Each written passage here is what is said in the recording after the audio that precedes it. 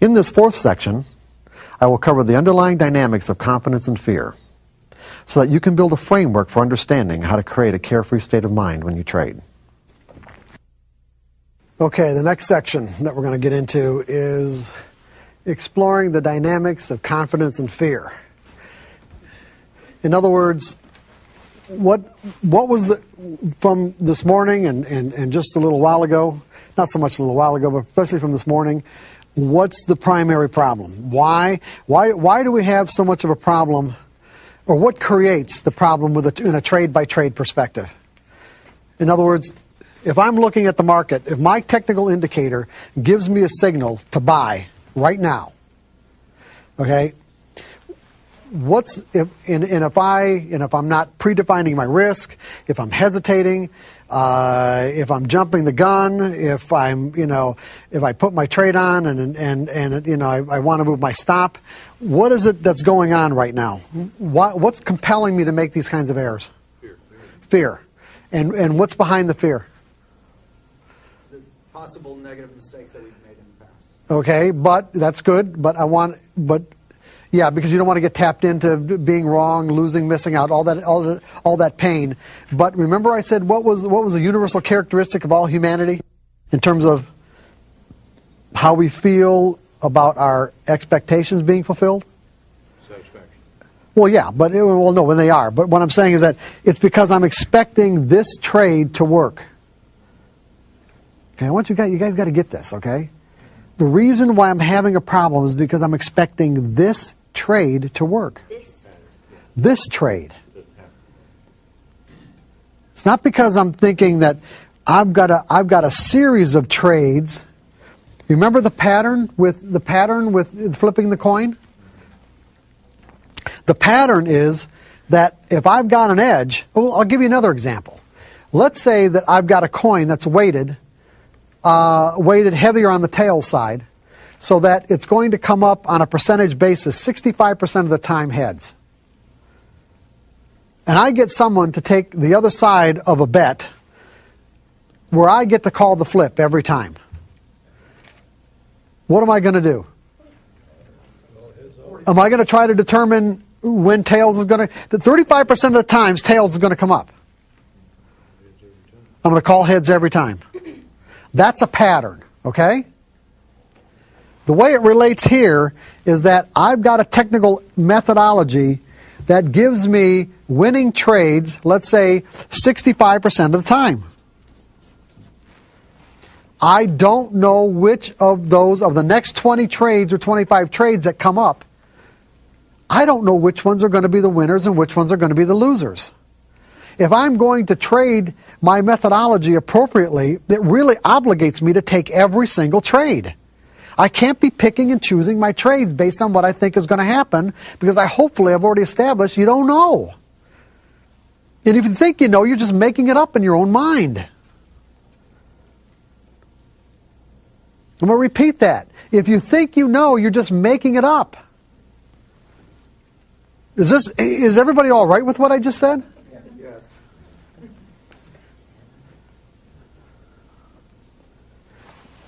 And so it obligates me to take every single trade that comes up, because I don't know which ones are going to be the winners and which ones are going to be the losers.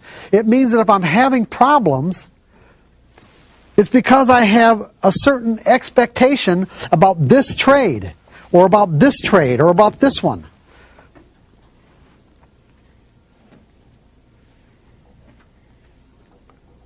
So what if I'm expecting a random outcome?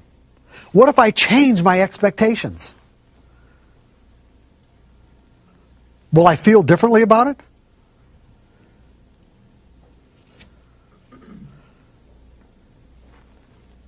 If I change my expectations, will I feel differently about it? Definitely. Is there anybody in this room? Does anybody who trades? Let's put it, I don't think I've ever met anybody who trades who hasn't at least gambled at some point in their lives.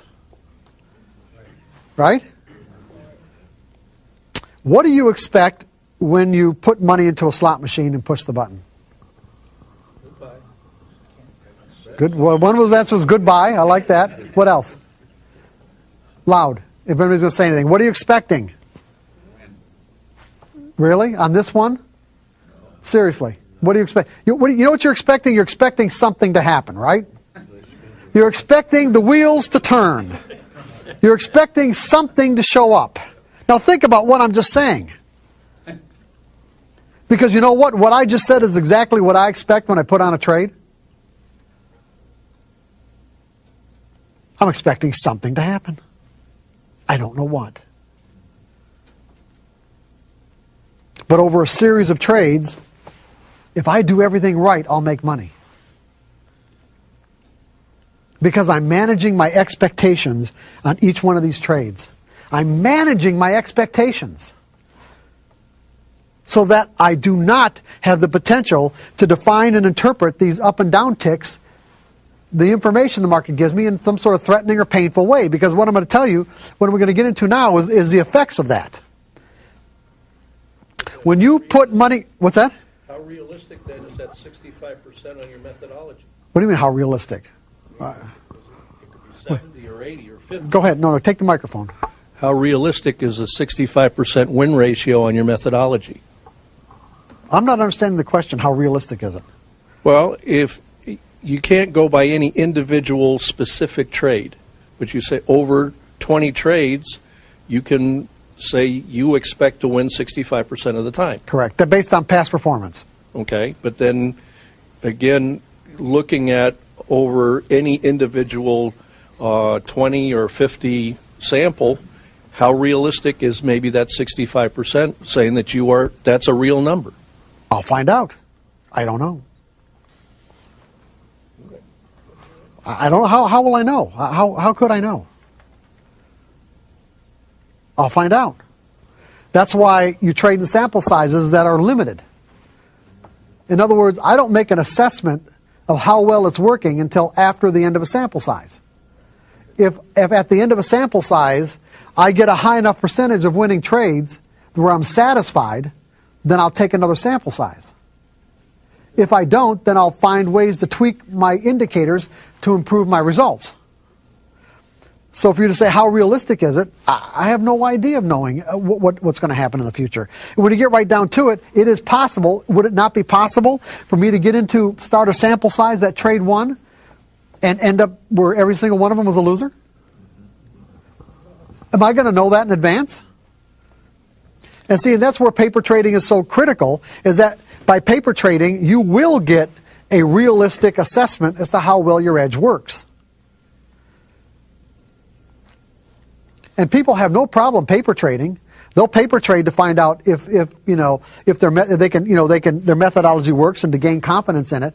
It's the other part that they won't participate in, meaning that they won't take a similar exercise to see how well their own psychology matches up to what they need to do to be consistently successful. In other words, to set up an exercise. Paper trading is an exercise, is it not? It's an exercise in developing skills, in understanding your methodology, is it not? So wouldn't it be just as reasonable to set up an exercise to learn how to execute properly, so you manage your expectations? What do you consider a proper sample size? 20, 25 trades. I don't think it has to be more than that. I really don't. If it's not working within 25 trades, then there's something you're going to have to change. Okay, so it's all about our expectations. When I put money into a slot machine, I'm expecting something to happen. If it comes up a loser, do I get all worked up about this? Does this tap me into my accumulated emotional pain of every time I've been wrong and lost in my life? I mean, look at it. There are people who trade and because of their expectations, make every error in the book and can't make consistent money.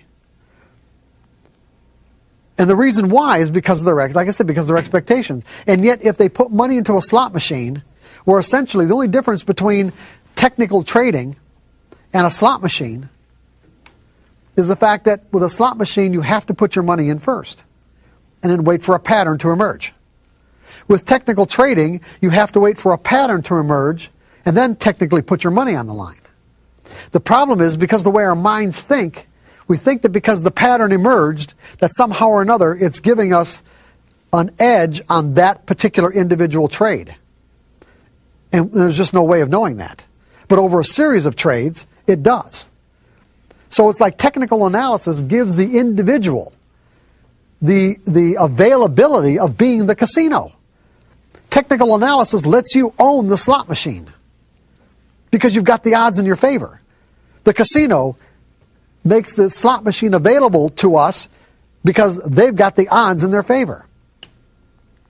But to derive the benefit of those odds, you have to be able to execute properly. And you have to think about this properly. It is just a numbers game based on the odds. That means that you can't put an extraordinary, let's say an extraordinary amount of significance on each individual trade.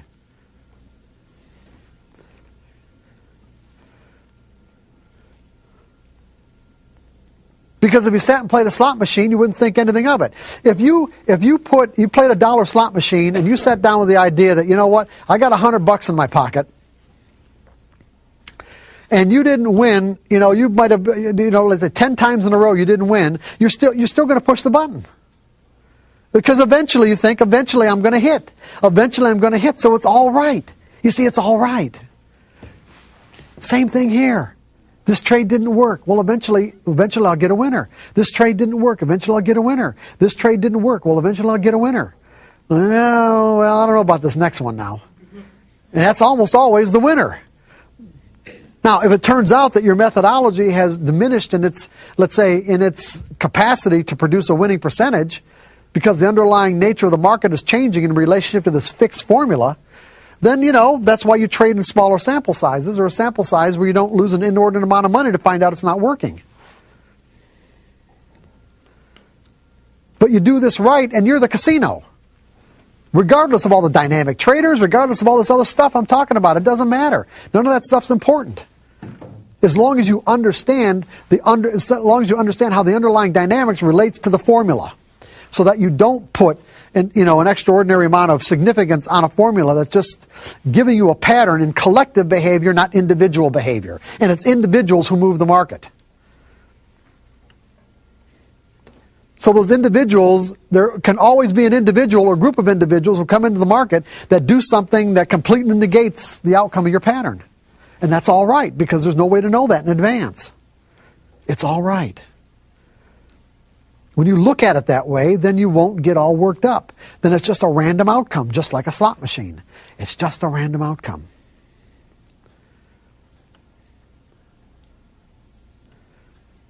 Because that's what you're expecting. You expect a random outcome, you got a random outcome, and there's no emotional significance.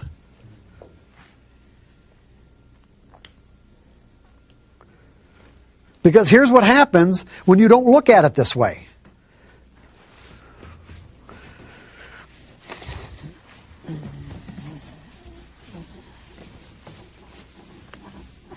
Let's take a typical trader who's operating out of the 4 fears.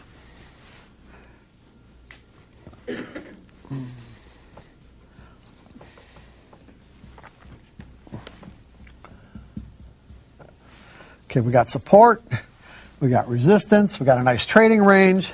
The market's coming down to support. Okay? Now, the typical trader operating out of those 4 fears, the fear of being wrong, the fear of losing money, missing out, depending on the intensity of these fears in a given moment, he might have a hard time putting that trade on. Right? He's got a viable pattern. All that happened here is that when the market, he had an imbalance in conviction. Remember, all price movements are a result of an imbalance in conviction. The markets came down to this point right here. There wasn't one person in the world, not one, I'm going to say this, not one person in the world, in the whole world, that would take out the bids to offer this market one tick lower than this price right here. Not one. Okay? And then all of a sudden there's an imbalance in conviction where there are more buy orders and sell orders that drives the price up to here, and the same thing happens, drives the price down to here, same thing happens here, here. Now it's coming back down. Now from my perspective, I'm looking at it like this.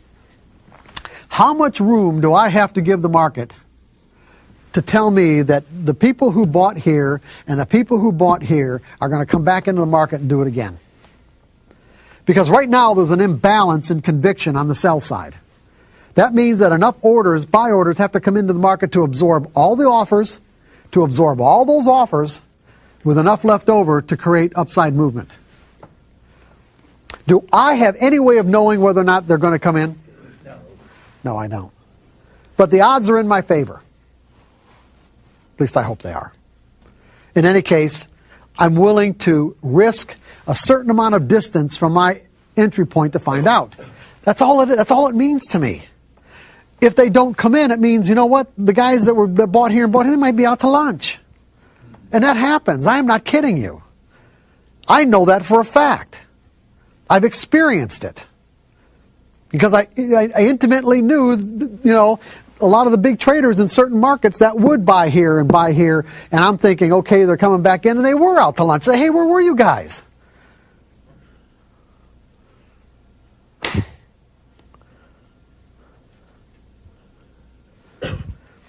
But to the typical trader that doesn't think this way, what's going to happen? If he manages to get the trade on, it's going to be because he thinks he's right. Because he thinks he knows what's going to happen next. Right? And he's not going to put in a stop, because to predefine his risk, how much money does he have to, how much room and dollar-wise, how much room, distance, of the dollar value of this distance that he has to give the market to tell him that this trade is either working or it's not. Or that to let it go any further isn't worth finding out. That's all it means to me. But he's not going to think that way. He's going to think, by gathering evidence that this trade might not work, he might be talking himself out of taking it. And so by the time he actually manages to get this order in the market and buy somewhere in here, he has convinced himself that he's right. Now remember I said earlier, and I think I just said it once so you might not have gotten it, that fear has an effect on the way we perceive information. When we're in a state of mind of fear, we are perceiving information in a threatening way. In other words, we're having an expectation of pain. And remember I said that to experience emotional pain, there's two kinds of pain: physical pain and emotional pain. Emotional pain requires an interpretation. The up and down ticks that the market offers us are not inherently pleasurable or painful by their nature. There is such a thing as painful information. I mean, painful from the environment's perspective. If someone's hurling insults at you, their intent is to cause you emotional pain. But that doesn't mean you're going to experience the emotional pain unless you interpret it that way. If they're hurling insults at you in a foreign language that you don't have the slightest idea about what they're saying, it may look to you like they're saying something that isn't so nice, but then again, you don't know what the words are, and so what do you feel? Nothing. The interpretations come from our beliefs. The interpretations come from our mental framework. In other words, the pain's already inside of us. All the words are doing is tapping us into it. Once we learn how to manage our interpretations, we can manage the way that we feel. We can actually determine how we feel in our own state of mind. So this trader, he's operating out of a fear of being wrong. So, like I said, he convinces himself that he's right. That's the way he gets the trade on. So let's say the market...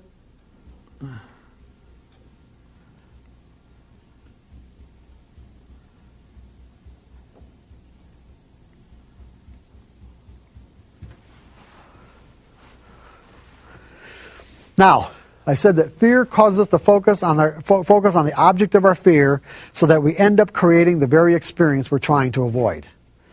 This trader is trying to avoid being wrong. Now, we have self-protective mechanisms. They can work at an unconscious level.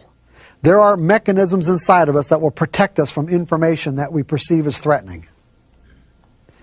It causes what is typically referred to as perceptual blindness, where there are things going on around us that we cannot perceive, even though we have the ability to perceive it, but we're being blinded from it. if I'm afraid of being wrong, what of the information that the market is making available to me, what am I going to focus my attention on, the upticks or the downticks? You're right, the upticks, not the downticks. Meaning that what I will do is I will place an inordinate amount of significance. In other words, the way my mind will automatically weigh this information in terms of what's significant and what isn't, it will give more significance to the upticks than the downticks. Because every time I get an uptick, it will be taking me out of my pain. I'll say, oh, it's finally all over. And then we'll get more downticks. And then we get a couple upticks and say, oh, it's finally all over. In other words, what my mind is doing to protect me is saying that these few upticks are far more significant than all these downticks. Now, do I have the ability to recognize a trend? In other words, being able to define and recognize a trend is one of the most fundamental characteristics of learning technical analysis. A trend is a series of higher highs and higher lows, or lower highs and lower lows. But in this moment, am I able to recognize this as a trend? No, because I'm too focused on getting myself out of the pain, which means that I'm focused on these upticks. Now, our traders operating both out of a fear of being wrong and a fear of losing money. Now, what ends up happening is this, is that if this were to represent all the negative energy inside of his mind of what it means to be wrong,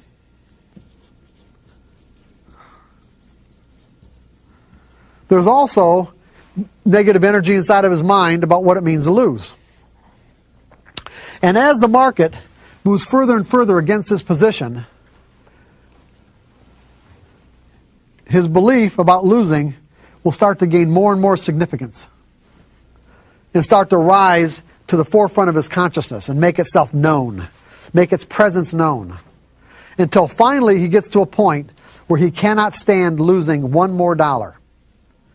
And that one more dollar, in essence, is when the pain of losing one more dollar is 1 degree greater than the pain of admitting that he's wrong. In other words, when this pain is greater than that pain by 1 degree, he'll get out of the trade. That's when he'll admit that it's a losing trade and get out. You guys with me on this?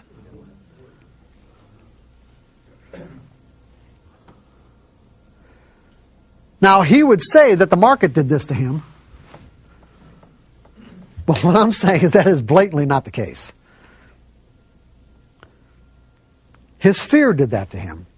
He created the very experience he was trying to avoid. He was trying to avoid being wrong, and he made himself wrong.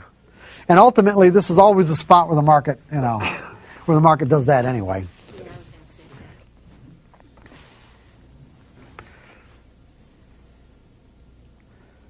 You guys with me on this? Okay, now this trader gets out of this trade right here. He looks back at this chart pattern and why didn't I just go short? Why didn't I just go short?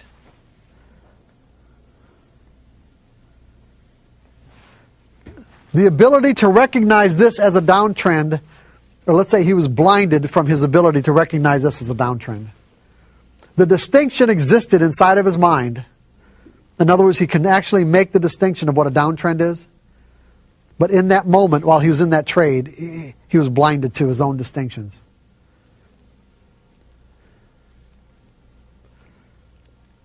Because he was operating out of a trade-by-trade mentality.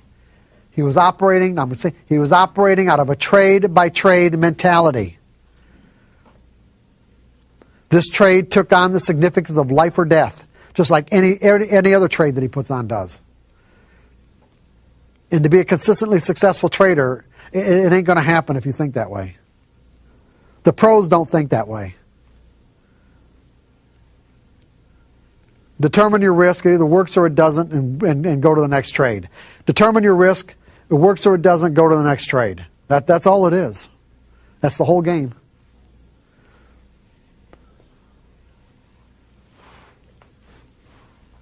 Now, let's say that this doesn't happen, but this happens. Let's say instead of it going against him, that the market does this. Now what ticks do you think he's going to be focused on, the up or the down ticks? The market's doing exactly what he wants, by the way. Now the market is doing exactly what he wants. And what ticks do you think he's going to be focused on? The down ticks. And why the down ticks? Because he's been in too many times of trades where the market has taken away his profits.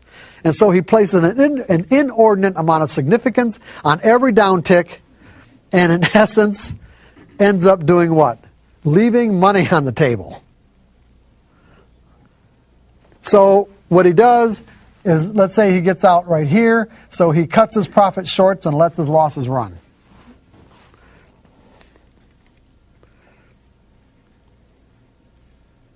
In Chicago vernacular, this is called shitting like an elephant and eating like a bird.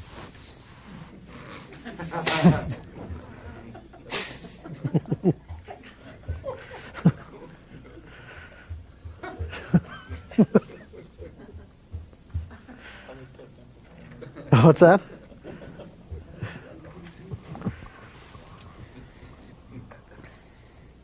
Now, if this trader had a belief in a random outcome, that he didn't have to know what was going to happen next to make money, would he have these problems? What would he be expecting if he had a belief in a random outcome? That there was just a random distribution between wins and losses on any given set of variables that defined his edge. If he believed that, if he believed that it only took one trader somewhere in the world to negate the positive outcome of his edge, if he believed that no matter what reason he thinks he has for putting on that trade, that the reason why it works or it doesn't work will almost never correlate to the actual reason that he conjured up, if he believed all these things, how would he be handling this? Come on, how would he be handling it? Tell me. Well, he would have a plan, or in my words, I like to use the word strategy. Okay. When he got into the trade, he's going to say that, okay, when it reaches this level right here, I'm going to get out. If it goes down to this level down here, I'm going to get out. Now, he may have ended up leaving some money on the table, but at least he's going to be in that percentage that he had already predetermined that's going to create him to be a winning percentage of trades. Would he have be saddled with the same emotional problems that he had if he was operating out of a fear of being wrong or losing money? No, because he didn't have any emotion in the trade. It's saying, hey, it's following my predetermined plan that I have in place. Right. And it either works or it doesn't, right? That's right. Because I trade from a series of trades perspective. I don't know what each individual trade is going to do.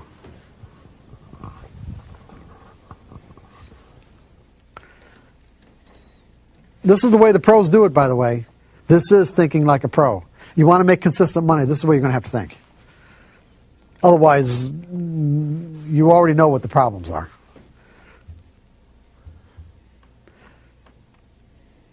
Trading will take on a quality of being exasperating because you can see the potential and it seems like you're always just like that close from getting it and you never get there. How we feel, our state of mind in any given situation is always real and the absolute truth. Now, I want you to make a distinction here. At any given moment, we're in a state of mind. State of mind could be any number of things. We have a lot of ways to define states of mind. It could be a state of mind of like satisfaction, dissatisfaction, happiness, joy, fear, terror. These are all states of mind. Confidence is a state of mind. As a state of mind, confidence, when I'm confident, I feel compelled to step into a situation. Compels to thrust me forward into an experience. Of course, if I'm fearful, then what am I doing? I'm pulling back because I feel threatened in some way. I'm perceiving the information that's available in that moment as threatening. But you got to remember, for me to perceive it that way, it means I'm interpreting it that way. Here's where people get real mixed up about this sort of thing. Is that the state of mind that we experience in any given moment is always the absolute truth. You can't deny the fact if I'm feeling fearful right now, then I'm feeling fearful. That's just the way that it is. I'm in that state of mind. The particular interpretation that got me into that state of mind, however, could be completely dysfunctional. You guys with me on this? The interpretation that comes from what we believe could be completely dysfunctional. You see, as passive technical traders, if we believe that somehow or another our methodology is telling us what's going to happen next on any particular trade, the reason why we're having problems is because that is a dysfunctional belief. It was never true.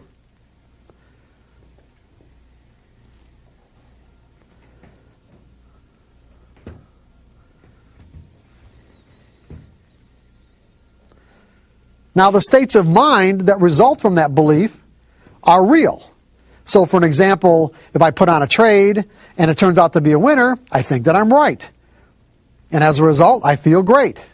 If I put on a trade and I think that I lose, well, then I feel like crap because I was wrong. The reality is neither one was really true. Because when you win, you weren't right. And when you're wrong, you weren't wrong. Because whatever reason you had to put on the trade in the first place, again, had almost no correlation to what actually happened with the market. In other words, why the market did what it did. You just happened to put on a trade at that time that worked. And all technical patterns do, technical indicators, price patterns, is get you into a situation where there's a likelihood that when you get into that trade, it'll work. That's all they were ever represented to be. You understand what I'm saying? That's all they were ever represented to be. I'm not saying they don't get, screwed up somehow in terms of the way people represent them, but that's all that basically they ever were. It's not on a trade-by-trade basis. Now we're going to get into the last part of it. We're heading down to the home stretch, guys. Heading down to the home stretch. Are we all right up to this point? As far as anybody have any questions about fear and confidence and the relationships that we're talking about? That what we're talking about is the fact that we've got to, if we want to think like a pro so that we can experience the kind of results that the pros get, which are consistent, it means that we have to change our perspective from trade by trade to series of trades. Does anybody have any questions about that and why that's essential? So if you know that, why do we have to go to a series of trades perspective? Why?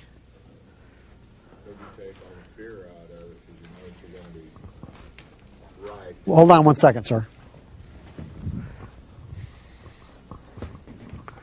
You're taking all the fear out of it, and you know that through a series you'll be right more of the time than you will be wrong.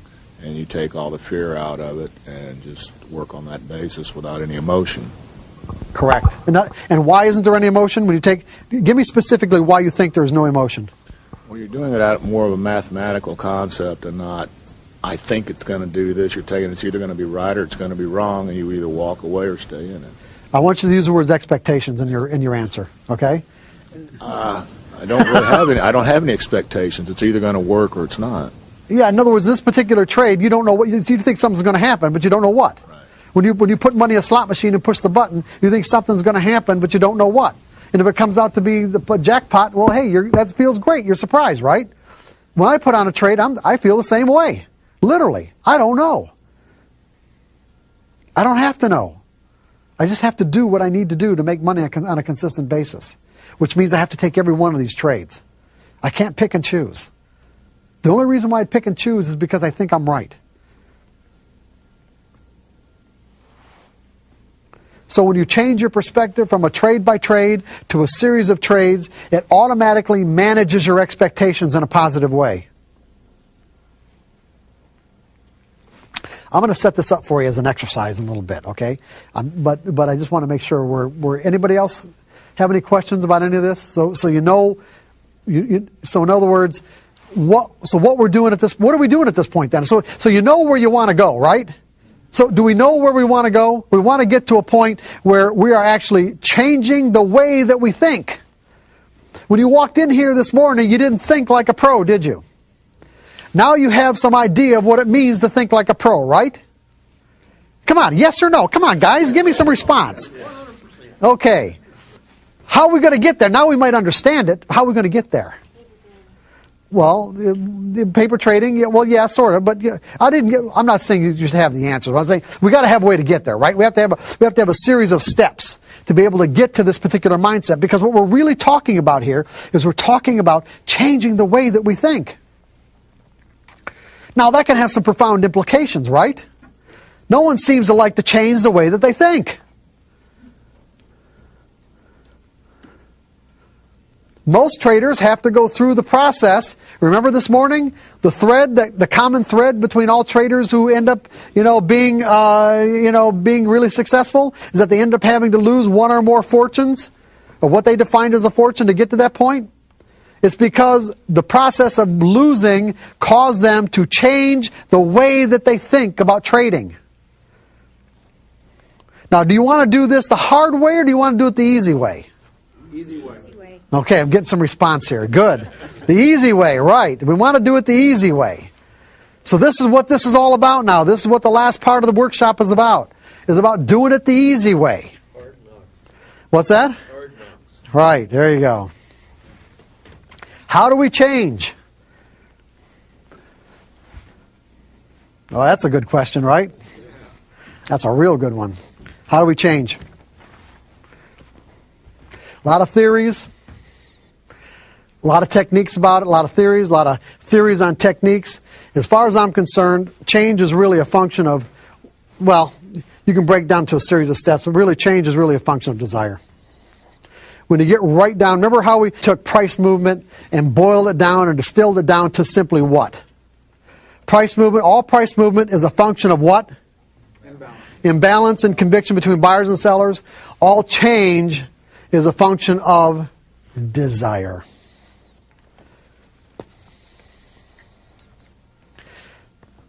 If the desire is there, you'll find a way to facilitate the change. And it really doesn't matter what the technique is. Honest to God, it really doesn't.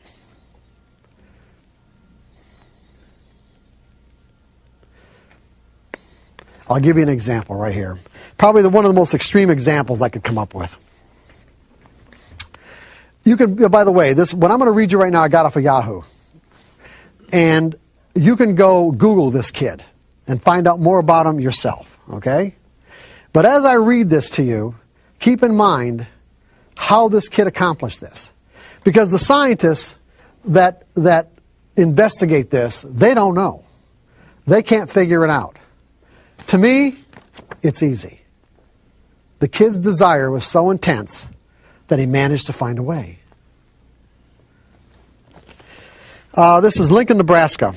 Bryce Mellon is a whiz at video games such as Mortal Kombat. Is anybody familiar with Mortal Kombat? I'm not into video games, though. Well, not those video games anyway. Mortal Kombat, okay. Got some people? Is this a tough game? Yeah? It's challenging. Challenging, okay.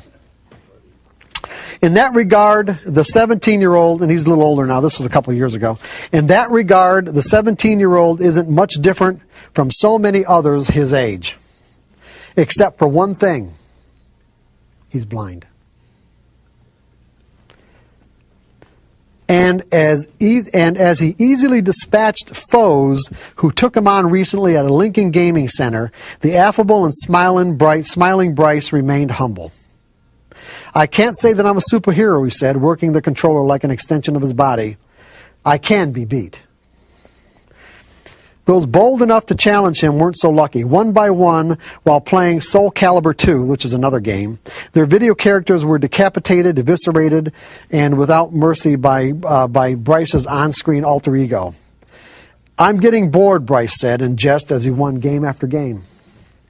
Blind since birth, when his optic nerve didn't connect because of Leiber's disease, Bryce honed his video skills over the years through patient and not so patient playing, memorizing key joystick operations and moves in certain games while asking lots of questions, paying particular attention to audio cues. He worked his way up from games such as Space Invaders and Asteroids into modern combat games. I guess I don't know how I do it, really, Bryce said as he continued playing while facing away from the screen. Facing away from the screen. It's beyond me. I'm just quoting him. Bryce knows this much. He started playing at home when he was about 7. He enjoyed trying to play, but he wasn't very good at first, said his father Larry, but he just kept trying. He broke a lot of controllers. When the questions of broken controllers comes up, Bryce flashes a smile and just shrugs. I used to have quite a temper, he said. Me and controllers didn't get along very well. Now we get along just fine. While playing Soul Calibur 2, Bryce worked his way through the introductory screens with ease, knowing exactly what to click to start the game he wanted. He rarely asked for help. Once the game started, he didn't need any help. How do I move an exasperated opponent, Ryan O'Banion asked, while doing battle, which his character was frozen in place. You can't, Bryce answered before finishing him off. That's what happens. That's why I don't play him, O'Banion said after his blood-spattered character's corpse vanishes from the screen. How Bryce became so good is a mystery to his father. He just sat there and he tried until he got it right, Larry Mellon said. He can't ever complain to me or anyone else about how hard it was. Bryce hangs out any chance he gets at the Dog Tags Gaming Center in Lincoln, opened last month. Every now and then, someone will come in and think that he can beat the blind kid. That attitude doesn't faze Brian. I'll challenge them maybe if I feel like a challenge, he said, displaying an infectious confidence. I freak people out by playing facing backwards. There's nothing he likes better than playing video games. He will be a senior in high school next year after graduation. He plans a year off because he wants a break from school. And when he goes to college, he wants to study, what else? Video game design. This is just an extreme example, but I think a really good one, that all change is a function of desire. If you want it bad enough, you'll find a way to do it. If you want to be able to think in probabilities because you want to be consistently successful, you will find a way to do it. I'm going to give you ways, but what I'm saying is that you will find a way. If you don't, then it's that simple. You won't. It's like almost every, let's put it, the traders, when I was doing coaching, the traders that I worked with fell into the 2 basic categories. And there almost wasn't anybody in between. The first category would be traders who were already consistently successful. They already knew how to win, and what they wanted was fine-tuning. So they'd go to a trading coach like myself to find some really creative ways, let's say, to fine-tune themselves where they can actually make more money than what they were already making. And then the other category was desperation and I'll do anything. The all do anything. Everyone in between, no way.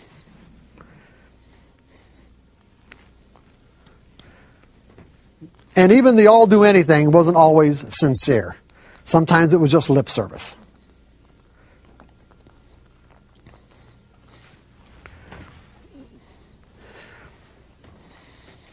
Change is also a function of the degree to which we change, is also a function of the clarity of your intent. In other words, you can have the desire, but your intent has to be really clear. Because when you think about the whole concept of changing, what you're really saying is that I'm willing to let go of a certain portion of my identity, in a way. Of some part of myself that, I obviously operated out of for X number of years or months or whatever, maybe put a lot of energy into, and you got to be willing to let that go. Is it even possible to change a belief? How about it? Is it possible to change a belief? Yes. I mean, it happens all the time, does it not? Yes. Is there anybody in the room who did not grow up, like this is just a simple example, a simple illustration. Is there anybody in the room who did not grow up with a belief in Santa Claus? Is it most everybody did? Just an example. If you believed at some point in your life in Santa Claus, where's that belief now? What happened to it? What happened to that portion of your identity? Because if we were all children, if we were all 4 and 5 years old, and someone knocked on that door and said, Santa Claus is out in the lobby, we'd probably be jumping over each other to get there, right? And it was that belief, the energy inside of that belief would compel us to express ourselves in a particular way, a way that was consistent with the belief.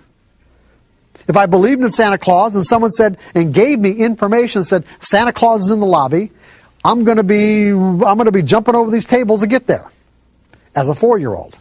Now, as an adult, someone knocked on the door and said Santa Claus is in the lobby. I'm sure I'd just ignore him. Where did my belief in Santa Claus go? What happened to it?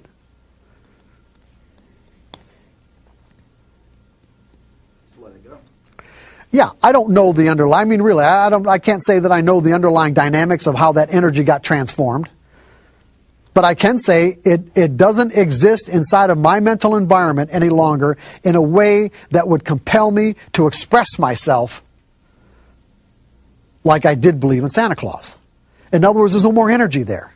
I can remember when I did believe it. I can say to myself, yeah, there's something, or maybe even something there even now, but not enough for me to go running out into the lobby.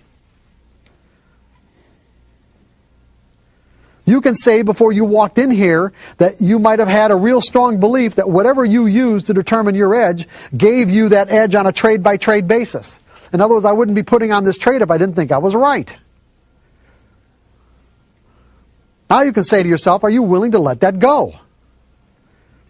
The only way you're going to be willing to let it go, to even generate the desire to let it go, is if you're really clear about your intent. Hopefully I've given you enough insight to be really clear about your intent as to why you might want to let this go. Because it's just going to create frustration. If you like trading on a random basis, then great. Then stay on a trade-by-trade basis. And trade randomly, because it is fun. You'll win, you'll have winning streaks, but I can assure you without a shadow of a doubt that you trade randomly and you are setting yourself up for catastrophic losses. Because anything you do could result in a win, and most of the things people end up doing are just the kind of things that set themselves up for a catastrophic loss. Because you are reinforcing inappropriate behaviors. On a trade, when you trade randomly on a trade-by-trade basis, you are reinforcing inappropriate behaviors. Those inappropriate behaviors, namely, are not predefining your risk is the biggest one. You get into a trade, you don't predefine your risk, and you win. You're going to do it again. You're going to do it again until you get hit with a huge loss.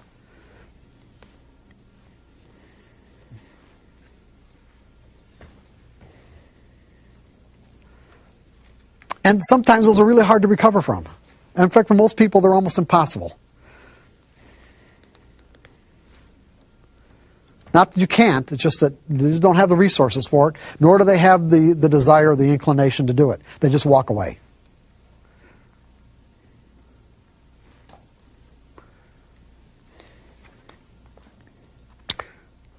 Are you relatively clear about why you would want to do this? Why you'd want to go from a trade-by-trade to a series of trades perspective?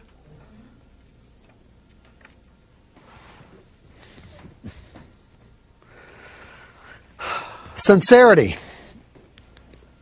See, you need the desire, you need the clarity, and you need the sincerity. It can't be lip service.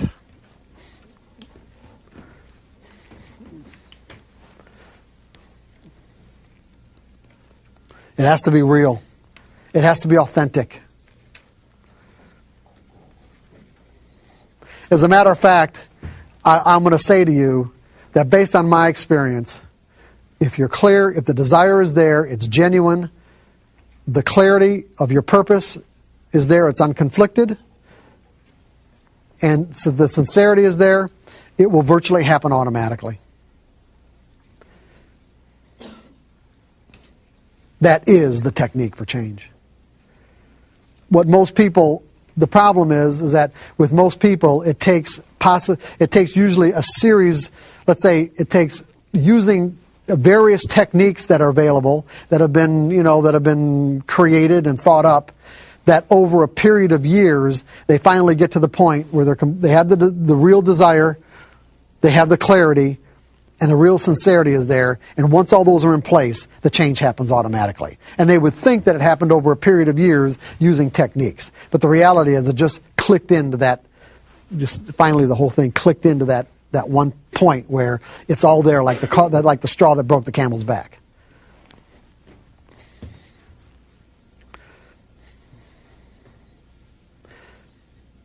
I mean, a good example would be about what I'm talking about in terms of how clear you have to be in some cases, because some of the energy that you want to move out in terms of a conflicting or dysfunctional belief, it could be really strong energy. I mean, it could be pretty substantial. When you think about it, I mean, there are traders that I worked with many years ago especially that were really, hardcore technicians. I mean, these are really hardcore guys that just, I'm not even going to mention the techniques they use, but, it's like, well, I'll get, like Elliott wave casualties. I mean, they were guys that were just, there was a time in the late 80s and early 90s where a lot of my off-the-floor traders were what I call Elliott wave casualties. And, and because these are guys who just, who love to analyze. And, when they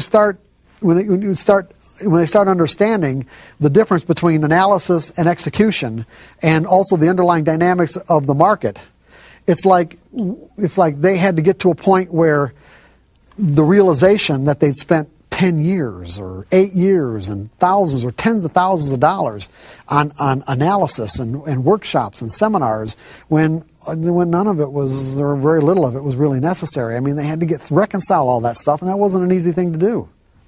That wasn't an easy thing to let go of. It wasn't an easy thing to say, okay, it was all right. I know what I need to know now, and,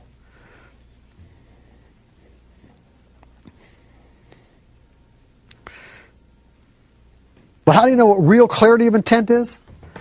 Imagine yourself being held underwater. Imagine yourself being held underwater. And as your air starts to run out, second by second, it gets to the point where you believe that if you don't get a breath of air right now, you're going to drown. That is a point at which every fiber of your mental being is aligned 100% with your desire for that next breath of air. There's no conflict. There's no hesitation. There isn't anything that argues inside of you for anything else other than that next breath of air.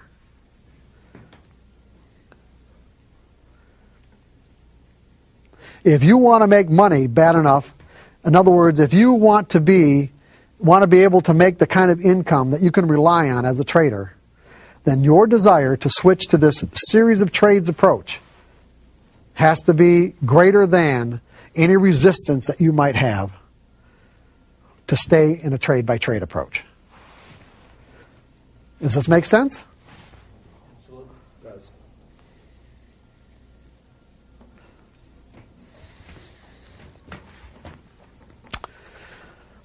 Degree of conviction. I just basically gave you that too.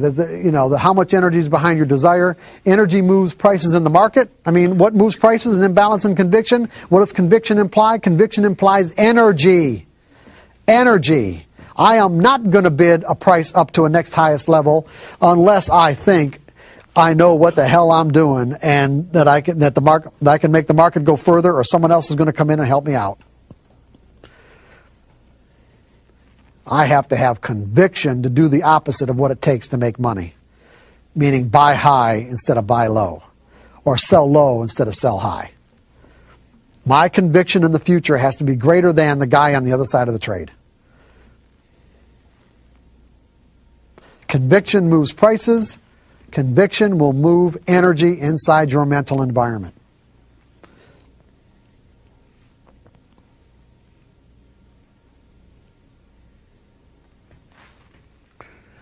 Focused thought will move energy out of dysfunctional beliefs. And that's basically what we're talking about. We're talking about clarity of intent, desire. That is focused thought.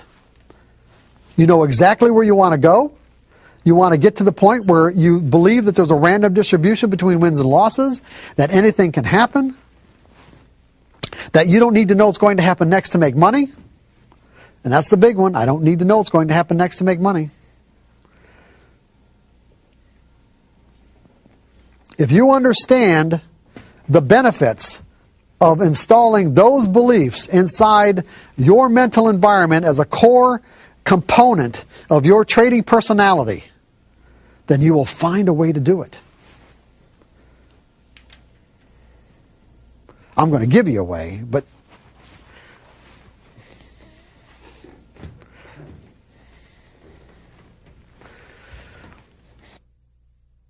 self-discipline. Self-discipline I define as simply making a conscious commitment to pay attention to what you are thinking, saying, or doing in relationship to what you're trying to accomplish in any given moment. In other words, if, for an example, I have a goal or a desire or an objective, a desire to transform myself into someone who can think like a professional trader, someone who thinks in a series of trades perspective, someone who believes in the random distribution between wins and losses in my series, and I also know that, I may have any number of conflicting beliefs that I've acquired over the years that say otherwise, that say, even though I'm aware of the benefits of this, there's all these other beliefs that say this isn't true.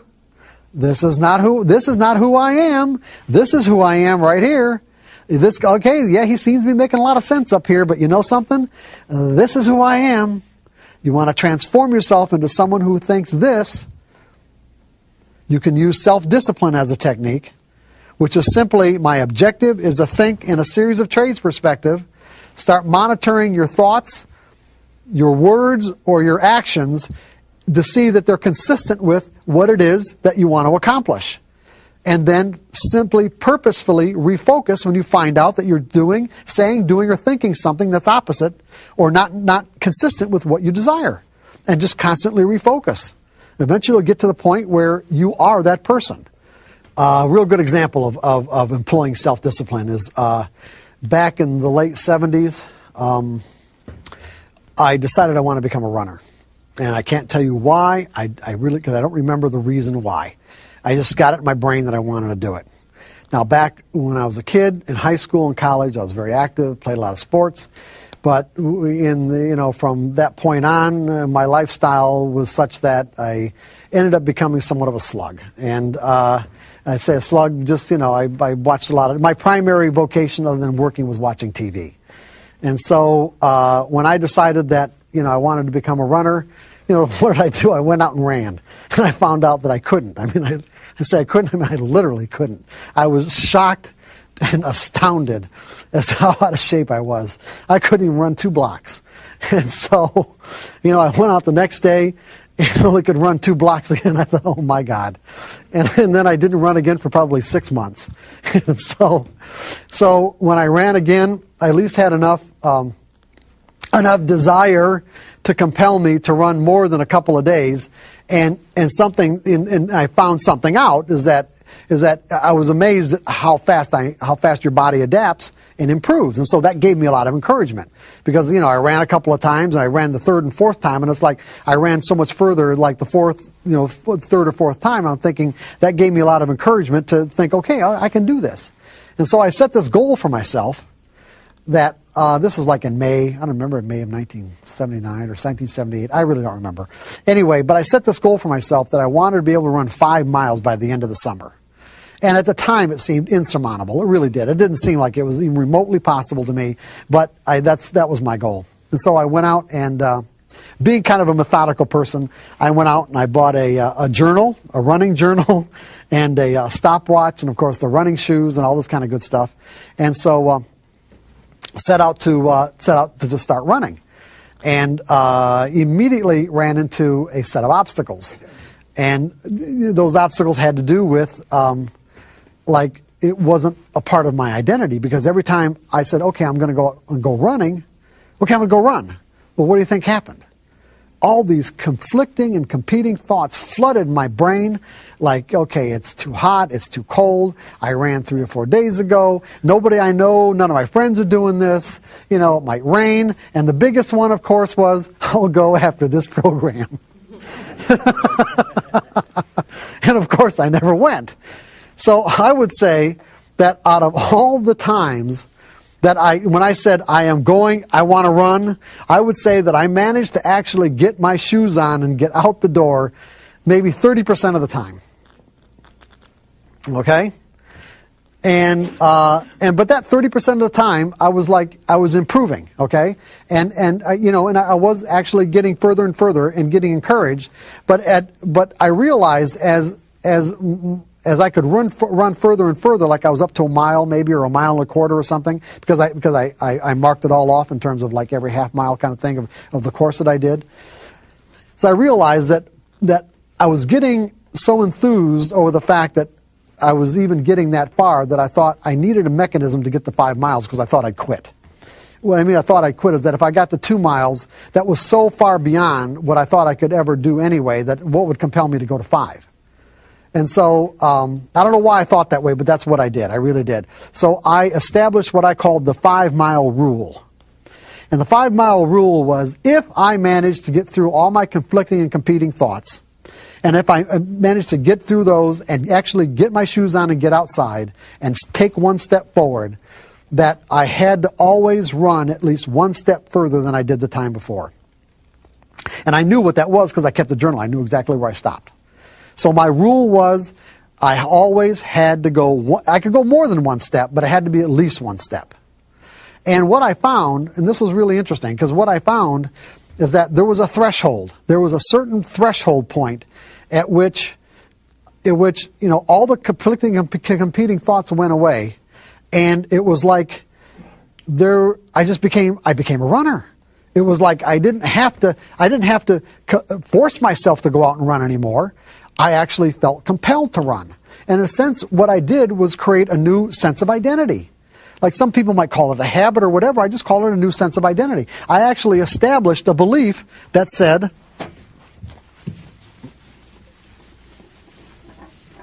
I am a runner. That's who I am. You see, it's like it was people, and then my friends and family, they all thought that I was really disciplined. Because that's what I say about, most people think discipline is a personality characteristic. I don't define it that way at all. I define it as simply a technique for change. Because when we see somebody doing something that we can't do, that we'd like to do, but we have a problem with it, we just naturally think that they have the same kind of problems and that they're being disciplined in doing it. And that's not the case at all. If you're doing something effortlessly, it's because it's who you are. There was a threshold point, like I said, where all the conflicting energy just completely dissipated. And instead of me having to consciously say to myself, oh, I'm going to go out and run, I actually felt compelled to run. Then I got to the 5 miles, and then I got to the point where I was running so much that I actually had to establish a corollary belief to learn how to listen to my body, because there were days where my body was basically saying, hey, this is not a good day to run, and give yourself a rest. And that had to be all right. But for a while it wasn't, because when you start injuring yourself, then you know you're overdoing it. So I actually had to establish a belief that it was all right not to run. So it went from conflicting and competing thoughts to, this is who I am. And now it's effortless. Completely effortless. There's no conflict at all. That's what you're going to have to learn, or that's what you're going to learn how to do with your trading. You're going to learn how to put on a sample size of trades where it becomes completely effortless, where there's no conflicting or competing thoughts about what it is that you're doing and why you're doing it. It wouldn't even occur to you to make the kind of mistakes that you typically make now. That's what you want to do. You want to get to the point where it doesn't even occur to you. It doesn't even enter your brain.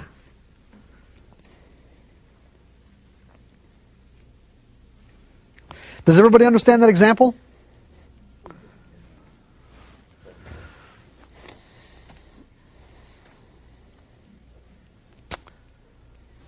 And like I said, when you realize that you're not appropriately focused on your objective, meaning you notice that you're either thinking, saying, or doing something that is inconsistent with what you're trying to accomplish, you deliberately refocus your attention on the object of your goal. Just do the best you can. Okay, so basically, like I said, this whole section, this last section, is giving you steps and techniques for evolving into a professional trader's mindset. So what you want to do is you want to resolve. In other words, say to yourself, my desire is to be a certain way so that I can make a consistent income from my trading, something I can rely on.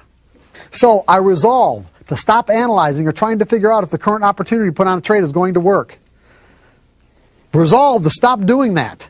And when you find yourself doing it, consciously refocus your thoughts that analyzing is not beneficial in any way. As a passive technical trader, you are dependent on the behavior of the traders to make your trade a winner, and you are using a mathematical formula or price pattern to predict what they will do. Math formulas or price patterns don't know the intentions, objectives, or reasons why the individual traders who are capable of moving prices behave the way they do. As a result, you will almost never know the real reason why any particular trade worked or not. There's nothing to analyze. There's just nothing to analyze. Nothing.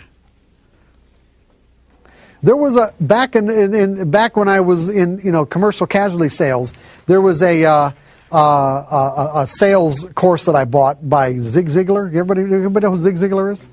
Okay. And there was a part of this sales course where Zig Ziglar was talking about the exact right moment to ask a closing question to close a sale. And he said he's trying to get people to understand when that right moment is. And when you know where you're at that right moment, Zig Ziglar paused and there was silence. And then he screamed, "Shut up!" He screamed out much louder than that. "Shut up." The first person who talks loses. In other words, when you ask that closing question as a salesman, shut up and don't say a word, because if he said the first one who talks loses, and that was the truth. That worked. I found when I felt compelled to talk before he did, I didn't get the sale. And when I was able to keep my mouth shut and let them talk first, I did. What I'm saying to you is that when you get a signal from your methodology, stop thinking! There's nothing to think about. There's nothing to think about.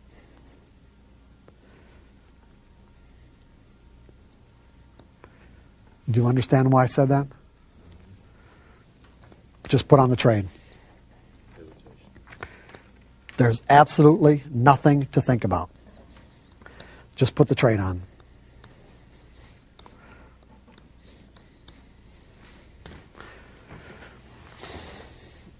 So, you resolve to stop analyzing, okay?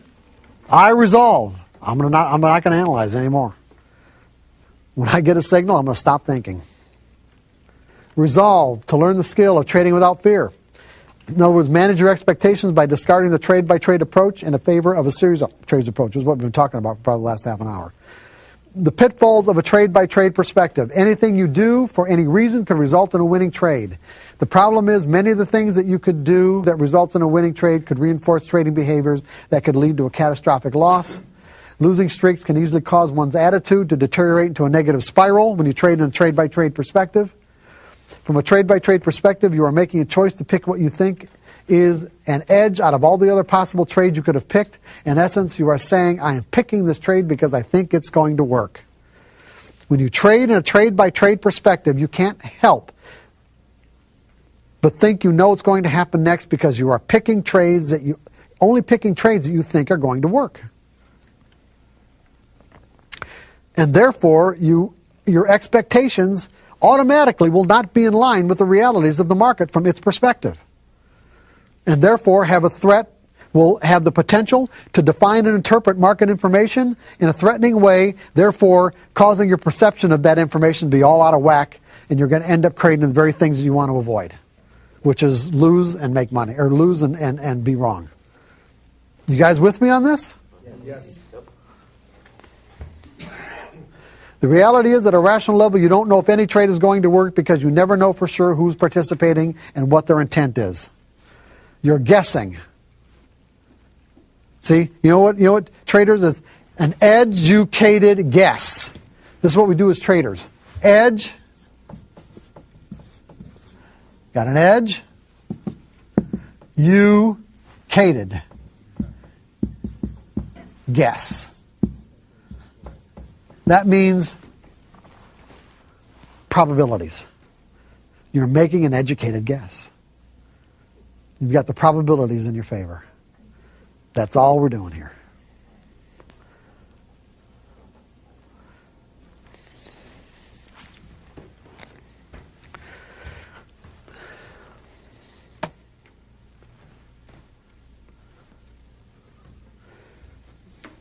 With a specific expectation of the outcome, any market information that doesn't conform to what you expect will be perceived as threatening. You will be trading with fear. If you win, you think you're right, and if you lose, you think you're wrong. In either case, you'll be setting yourself up to make a trading error on the next trade. Just think about what I just said. Regardless of what happens, if you're right, or if you're wrong, in either case, you're setting yourself up to make a trading error on the next trade. Because our minds have the natural tendency to connect the past with the present. If the trade was a winner, in other words, if you're trading in a trade-by-trade perspective, and you think you were right because you won, in other words, whatever reason you use, the market seemed to validate that reason. We know now that that just is not the case.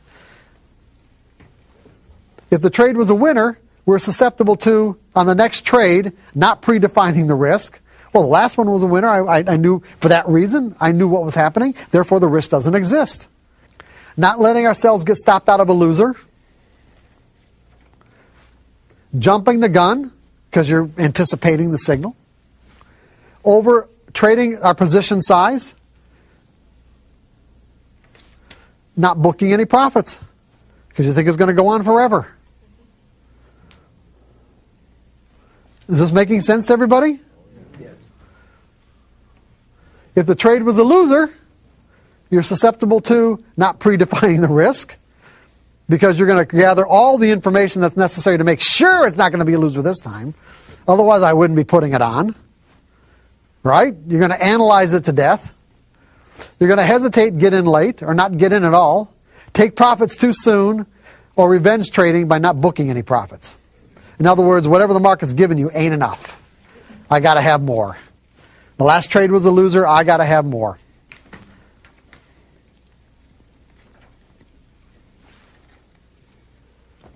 The benefits of a series of trades perspective. You know exactly what behaviors serve your purpose and what behaviors do not. You cannot trade in a series of trades perspective with a trading plan and not know exactly what behaviors will serve your purpose and what behaviors will not. Because everything's planned out. You're either following your plan or you're not. But the point is, everything is planned. You are not picking individual trades, therefore, no one trade has any more or any less significance than the other. The next trade, this trade, they're all just trades. None of them have any more or any less significance. You will gain a sense of freedom to flow in and out of your trades without conflict because you are not living or dying on the outcome of any particular trade. By reducing the number of variables, you will be learning what works and what doesn't. By truly accepting that the outcome of this trade could be different than whatever happened the last time, you are positively managing your expectations. Now think about what I just said. By truly accepting. What does it mean to truly accept? It means that there's no other part of your identity or consciousness that is in conflict with accepting the fact, genuinely accepting the fact, that this trade could have a different outcome than the last one. If the last trade was a winner, it means that this trade could have a different outcome. It could be a loser. If the last trade was a loser, it means that this trade could have a different outcome. It could be a winner. You see, our minds don't feel like there's anything wrong with you by thinking in the previous way, because our minds are wired to think that way. Our minds are literally wired to connect the two.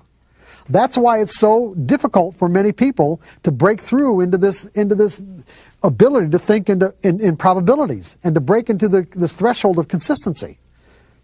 Is because we're working in some cases against natural wiring. It is natural for our minds to say, if this is what happened the last time, if the circumstances are identical or similar this time, then the same thing is going to happen. What I'm saying to you is that you have to step into an exercise where you consciously disconnect the two.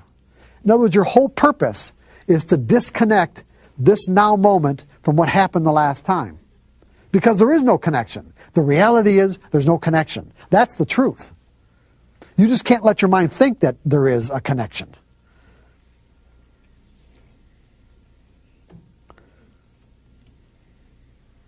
There is no connection between between the outcome of this now moment opportunity with what happened the last time, even though the variables that are getting you into this trade or identifying this opportunity are identical.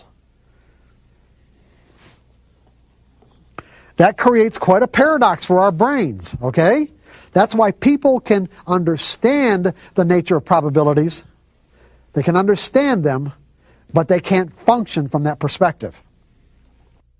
You have to train your mind to function from that perspective. That's what separates everyone from the pros. Okay? You have to train your mind to disconnect. Don't let yourself think that there's any connection between now and what happened the last time. Because the reality is there is none. There really isn't. I don't care how identical it looks.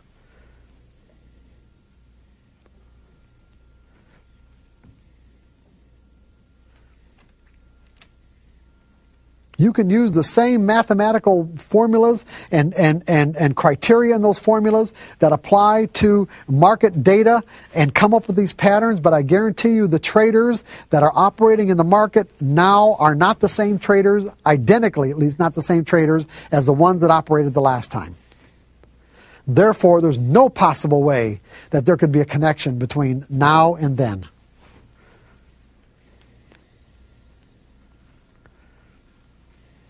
There's just no possible way.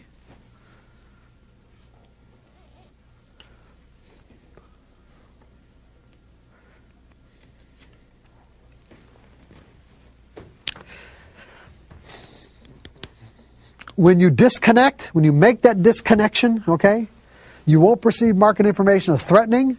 You'll eliminate the potential to make a trading error, and you will be aspiring to trade without fear in a carefree state of mind. Now that you understand that your technical methodology does not tell you what will happen next on a trade-by-trade basis, in this section, I will take you through a step-by-step process that will integrate the principles of consistency as a functional part of your trading personality. Up to this point, we've talked about how we get into this mindset, about resolving to think in certain ways, but this is learning how to disconnect. In other words, learning how to circumvent that natural mechanism in our mind that automatically connects things, connects similar events, this now moment opportunity, this now moment event, with something that's in our mind as a memory. If there's enough, if there's enough similarity there, it'll tap us into a state of mind that's identical to our memories, as opposed to what might be available in the now moment, which may be very different than very different than what we think that it is. I mean, that's where we have relationship problems, communication problems. It's like it's this connect mechanism really does cause us a lot of problems. It really does, because in many cases, a lot of the pain and heartache that we feel in our lives is not connected at all with what's really happening in that moment, but you wouldn't be able to convince ourselves, or no one would be able to convince us, or wouldn't be able to convince ourselves that what we weren't experiencing in that moment wasn't real, because what we were experiencing was the energy. It was the fear, the confidence, the dissatisfaction, the betrayal. The energy of it is real, that you can't say this is not what's happening.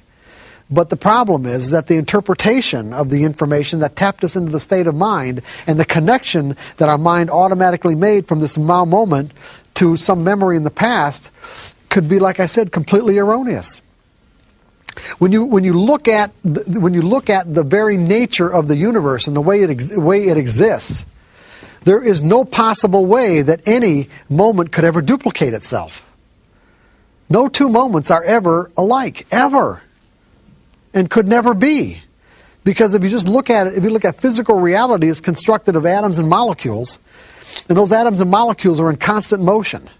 They are in constant motion. For two moments to ever duplicate themselves, it means that all the atoms of all the molecules would have to be in the exact same spot they were in some previous moment right now. And that ain't going to happen.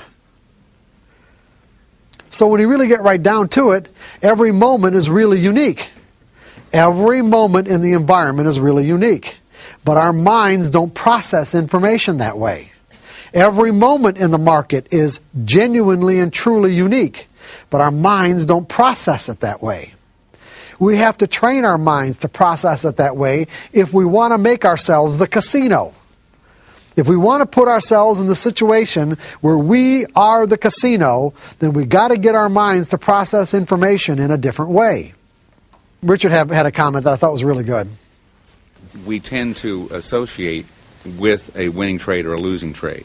That when we do suffer a loss, we tend to think of ourselves as a loser, instead of that is just a trade that turned out a loss. Right. And when we do get a winning trade, we think, well, I'm a winner. So you get caught up in the emotion of it instead of looking at it, that was a bad trade, this was a good trade. It has nothing to do with whether or not you're a winner or a loser. Richard, have you ever played the slots? No. Never? Well, yes. Why couldn't you say? Yes, Go ahead. not anymore because No, I no, understand. I didn't say, no. Did I say, have you ever played Yes. the slots? Yes, sir. Okay. When the tumblers didn't come up with any kind of a jackpot, did you think of yourself as a loser? No, Why? because I know that the slot machine is rigged against me. Well, okay, but did you think there's any possibility of ever winning? Absolutely, because I did get some, In but other words- eventually ended up with an empty pocket. But in other words, you walked into it with the belief that on any particular time that you pushed the button that there was a random outcome. Correct. You knew that, right? And so therefore you didn't think of yourself as a loser. Correct. Not. Have you ever thought of yourself as a loser when you had a losing trade? Yes, And what would be the reason? because I lost. No, because you The trade. didn't believe that there was a random outcome, right? If someone told you from the very beginning that whatever outcomes that you experienced from any methodology that you picked to define an edge were random, would you be thinking about this completely differently? It makes a big difference. Absolutely. So in other words, you wouldn't have the same emotional problems that you might have with the kind of errors and everything else that goes along with trading with fear if someone would have just said to you, you know what, there's a random outcome. That would Even help. though it's a pattern and it doesn't make sense and it creates a paradox for our minds, we got a pattern that produces a random outcome. If you believe that there was a random outcome, where would the emotions come from?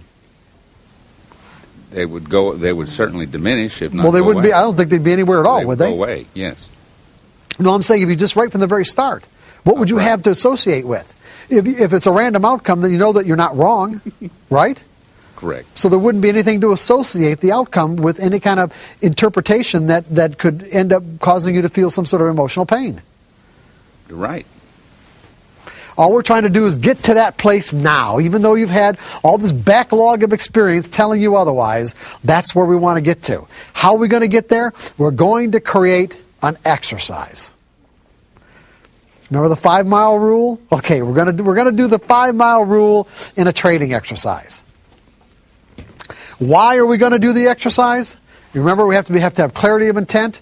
What is our desire? Our desire is to become a consistently successful trader, one where I can generate an income I can rely on. Okay? And so we are going to actually trade for a new reason. We're going to stay focused in the process of trading as opposed to the outcome. The typical trader is obsessed with the outcome of a trade. The professional trader is focused in the process of trading and letting the outcomes take care of themselves.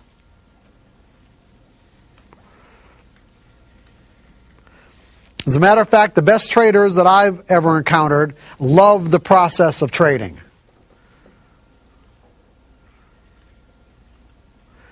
The typical trader, on the other hand, either has no awareness of the actual process of trading or really doesn't like the process of trading, but they're addicted to or obsessed with the outcome.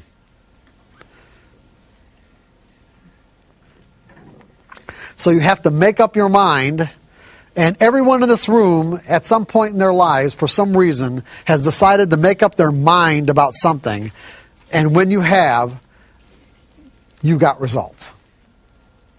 I know everyone has had that experience. You've made up your mind with so much desire, so much clarity of intent, and with absolute sincerity that you got the desired result.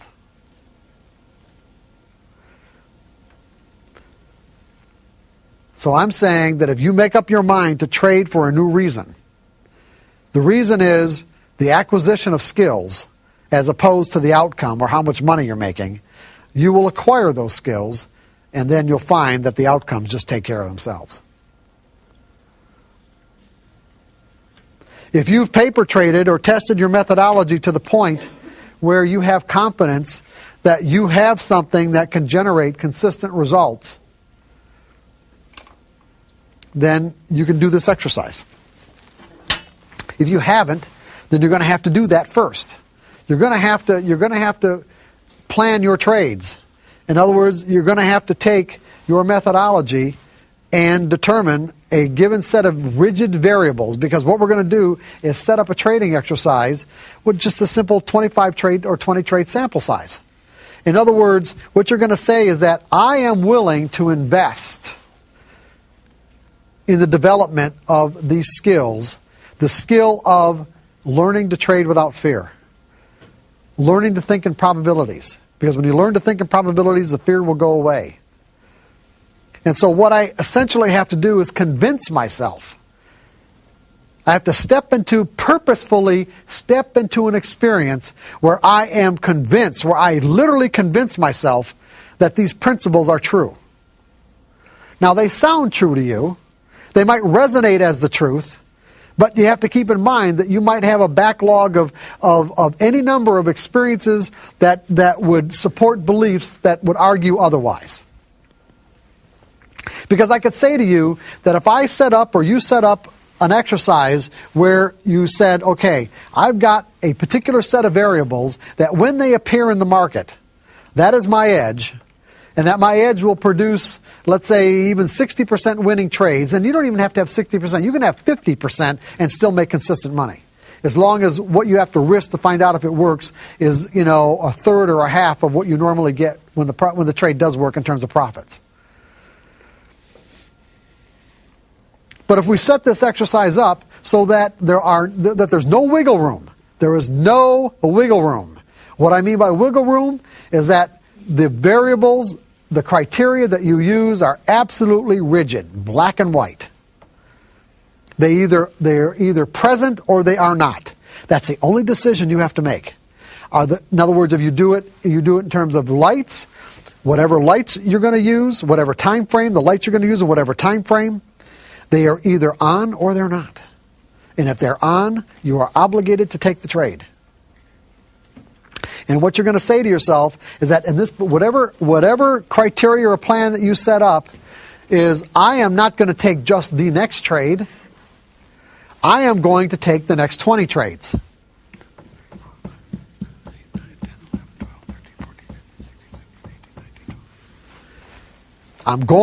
You are committing yourself to taking the next 20 trades of the occurrence of your edge.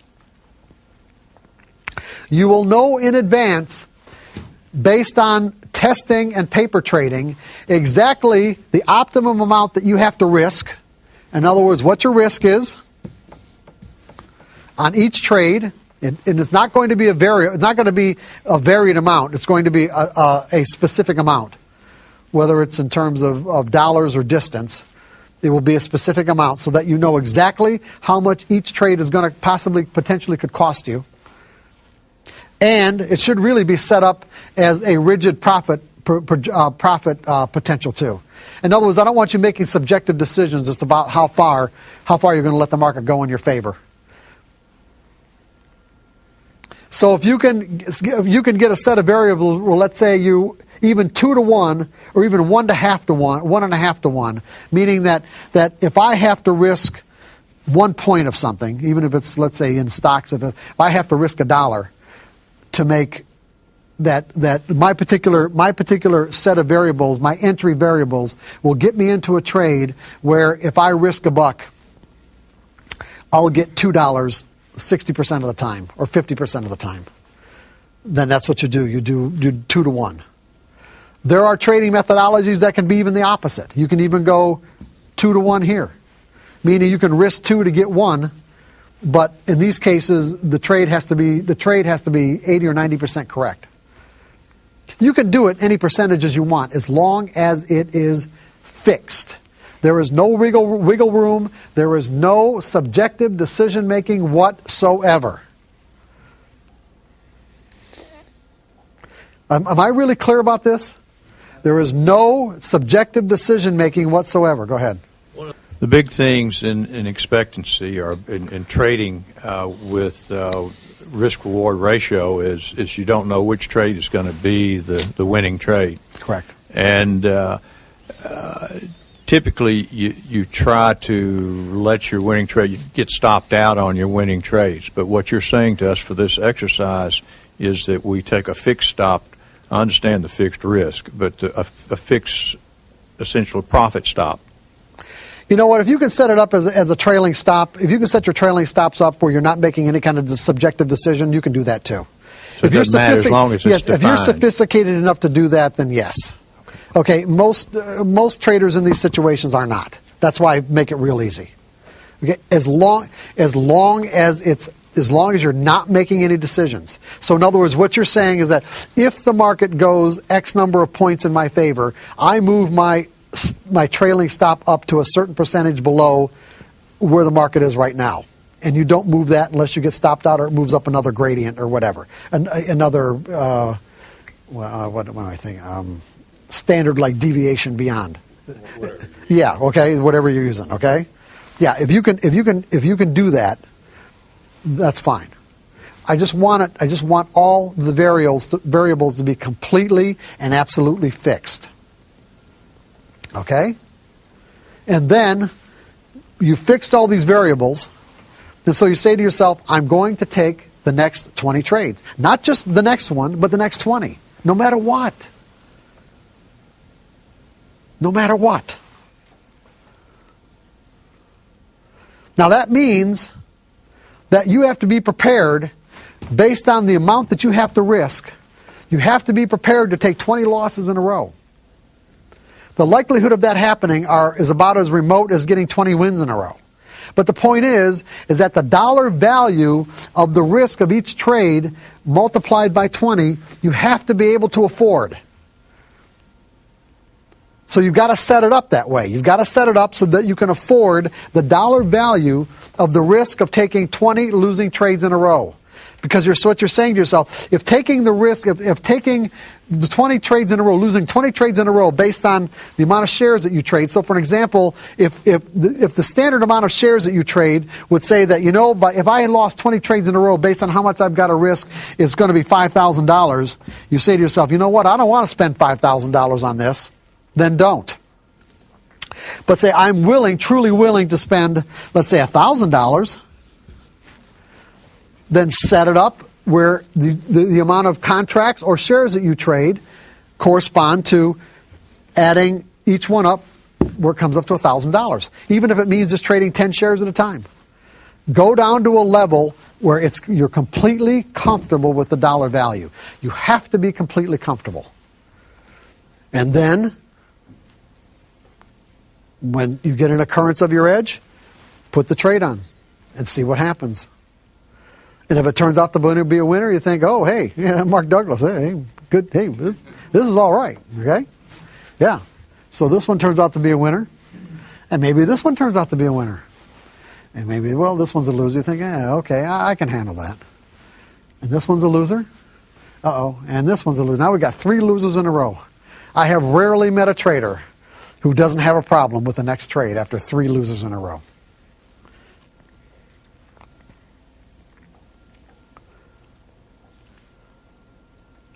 You made the commitment to take every single trade.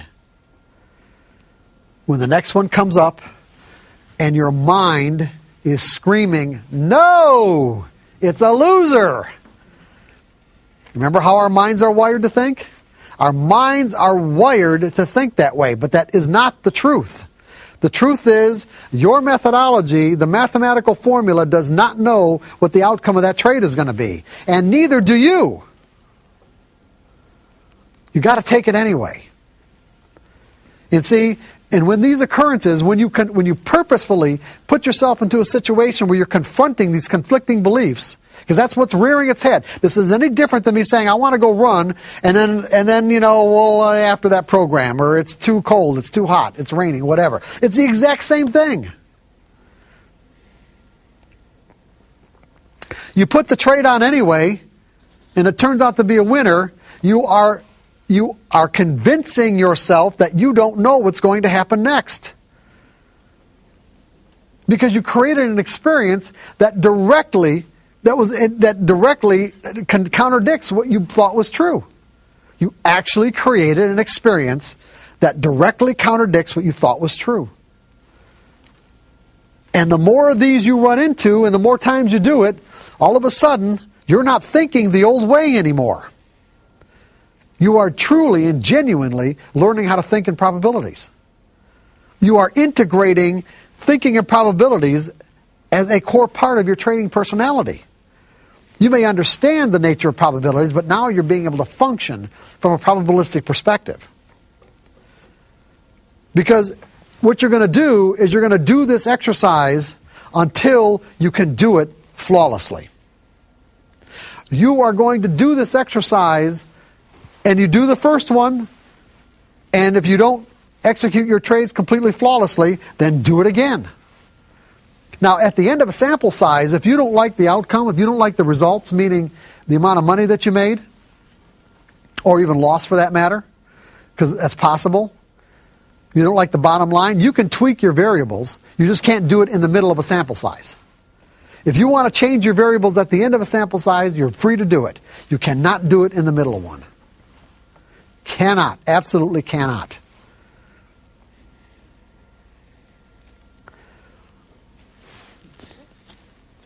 You will keep doing this exercise until when? What? What? Until you're consistent. Well, yes, but there's something else I want to get. Until when? How do you know you've arrived? How do you know you've actually arrived, that you've changed? That you can freely and easily put in the trade. That's right. You can there's no conflicting energy anymore. It doesn't occur to you to not do it.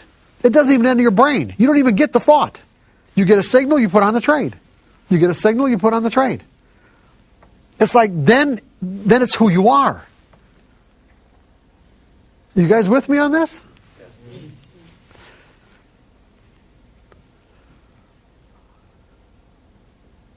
You managed to actually work through all that conflicting energy, and you've changed.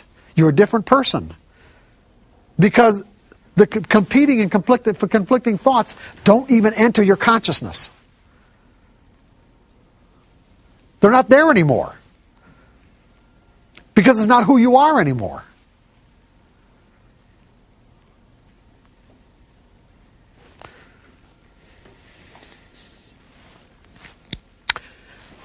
Any questions about this? Is this making sense to everybody?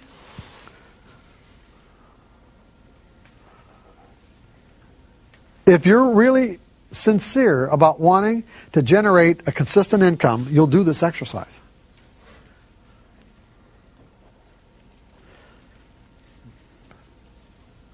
And if you're not, you won't. And you might not be ready to, and that's all right. Whenever you're ready, you'll do it.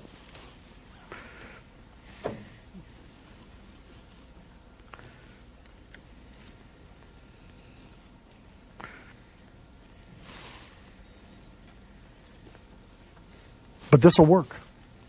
This will work.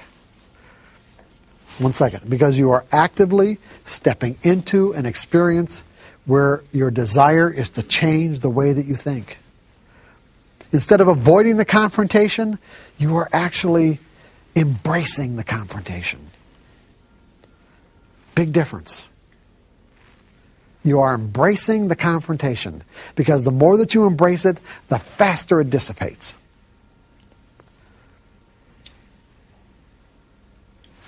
Go ahead. Can you speak a little bit about going from paper trading to real money? I know there's a difference, and you would say you were trying a new strategy or something that you were tweaking. You would do paper first, and what would you consider? I mean, if would you look at each trade, and if you executed it flawlessly, and you say you generated money, and then you went to real money, how would you decide? I guess if you lost money, to answer my own question here, in other words, what would you expect the transition to be? Well, that's going to depend on the individual. One, you're always going to want a paper trade. If you've got a new set of variables that you're working with, you're always going to want to paper trade it to the point where you're confident that you can get good results. That doesn't mean that you can execute good results. It means that the potential is there. You want to know the potential is there, correct? Once you know that the potential is there, then you move. See, the paper trading part is only to find out what variables in the market work in relationship to, like market movement in relationship to the formula, okay? Now we're working on our brain, okay? That's the first step. The second step is that do I think in a way that's consistent that I can extract the maximum potential out of the methodology? That means executing flawlessly. So what you do is you set this exercise up in a way that what'll dictate it is how much you're comfortable with how much you're comfortable with the dollar amount of losing every single trade. That's how you know how to set it up. That's really key. It really is. It means that if you have to trade one share, then if that's all you're comfortable with losing, based on the dollar value of how much you have to risk on each trade. That's based on your analysis, by the way. Then do it. And then when you can execute one share flawlessly over a sample size or one or two sample sizes, then go to 10 shares and see how you do. And if you can't do 10 shares comfortably and flawlessly, go back to 5. You're just building skills. If you get your mind out of the money, out of the outcome part, and focus on building the skills, once those skills are there, you're going to make all the money you want.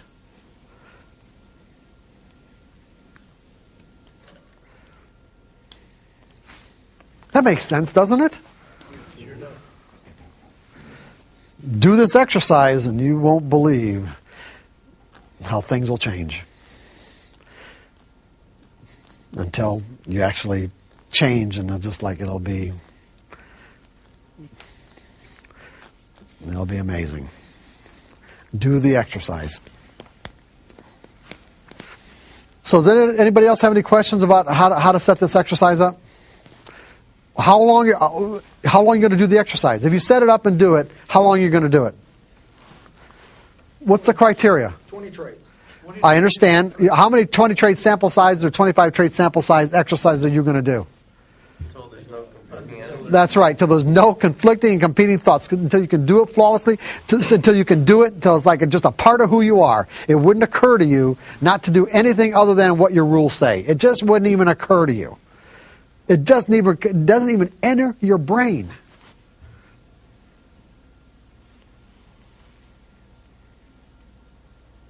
And I guarantee you, at that point, you will be thinking in probabilities. You will be trading without fear. You will be trading from a carefree state of mind. That's the payoff.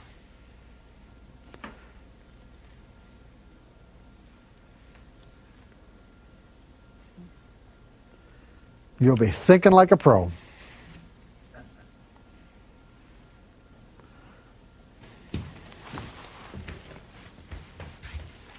So you want to resolve to focus your efforts on developing specific trading skills, and consistent profits will naturally flow as a byproduct of the mastery of these skills. The most successful traders love the process of trading, whereas a typical trader usually ignores the process because he's obsessively focused on the outcome. On these trades, you keep saying, do the process, and until you do it perfectly, right? What are some of the pitfalls? I mean, when I trade, I don't really think that I'm doing too much wrong. So I'm curious what all can go wrong on a trade other than typing it in wrong. All the things all the errors that I mentioned earlier, like not predefining your. If you're not doing stuff wrong, that's fine. Don't more. Don't add stuff. Yeah, don't make it. Yeah, don't. If you're doing all right, then you're doing fine. Okay. I don't want to give you the impression that there has to be anything more there. It's,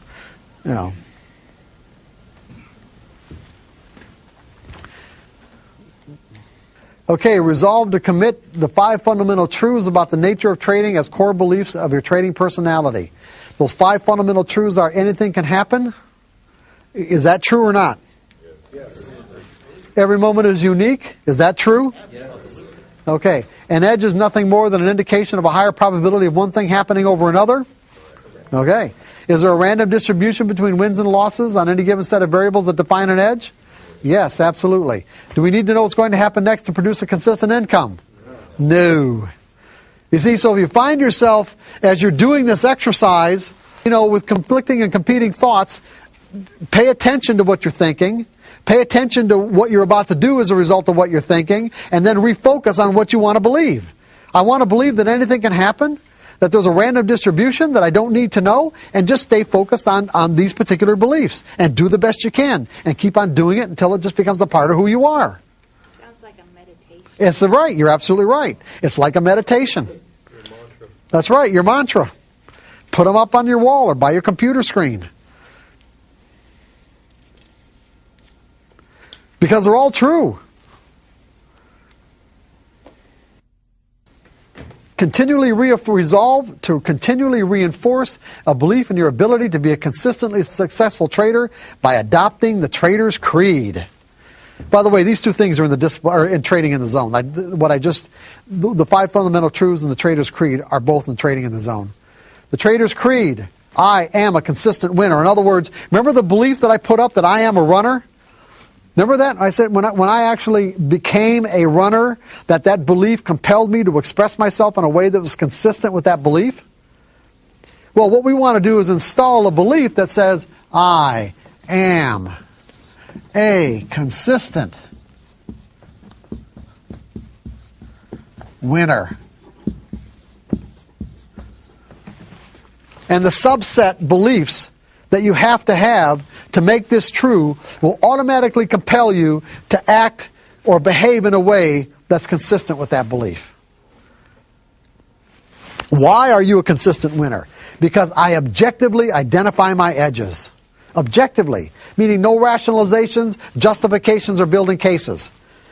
I know what criteria defines my edge, and it's either present or it's not. I predefine the risk of every trade. Wouldn't even think about getting into a trade without doing that. Now, that doesn't mean, because who brought that up earlier? No, he's not here right now. That doesn't mean that I always put a stop in the market. But I trade subjectively. That doesn't mean I actually enter a stop. But I guarantee you that whatever price I picked as my risk point, I never violate not getting out at that price. The market hits my price, I get out. That doesn't mean I've entered a stop in the market beforehand. But I could do that. I don't have a problem with that. It wouldn't even occur to me not to do otherwise.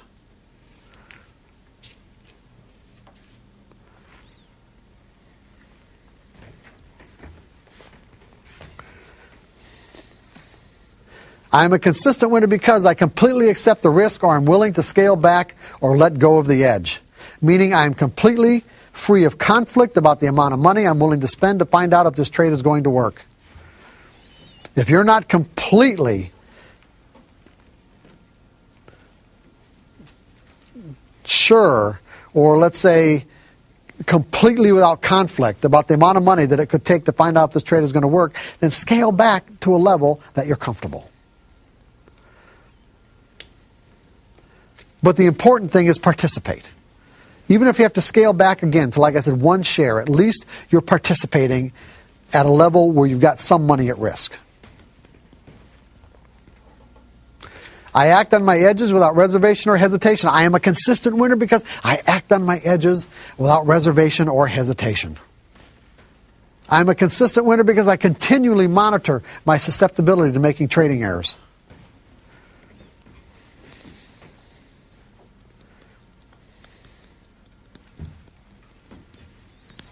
And how do I do that? I keep journals.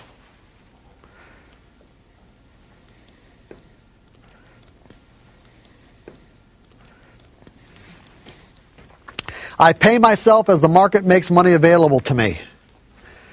I subscribe to a philosophy of scaling out of positions. I like to divide my position up into fractions and scale out in quarters or thirds.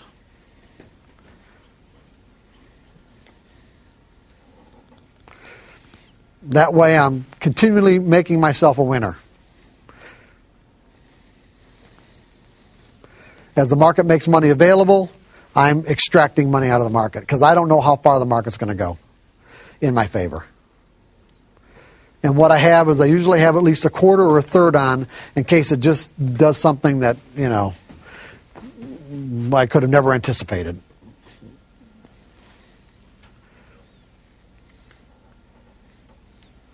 And by the time I've got just the last third on or last quarter on anyway, and I've got a trailing stop, or at least a place in my mind where I get out if it retraces back to my not far beyond my entry point anyway. From that point on.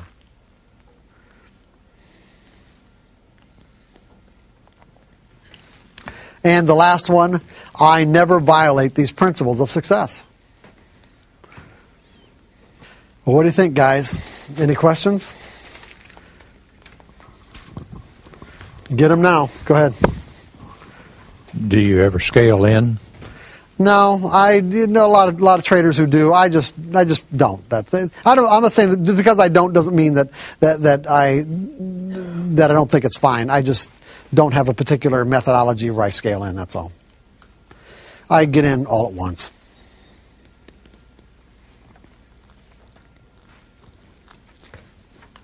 Anything else? Here's your chance to get on the DVD. Come on. Don't miss out. Violate and walk on water. What's that? Never violate and walk on water. Well, no. Why? What do you mean? That you think? Never violate. Well, what do you? Yeah, you don't have to. You can get to a. Go ahead. And never violate. The never is it that they said never say never. Well, let's put it this way: you can at least aspire to never violate the principle. Yeah, that's good, but that's a good point. Yeah, you're making a good point. You really are. I appreciate that. You can aspire to never violate these principles of success.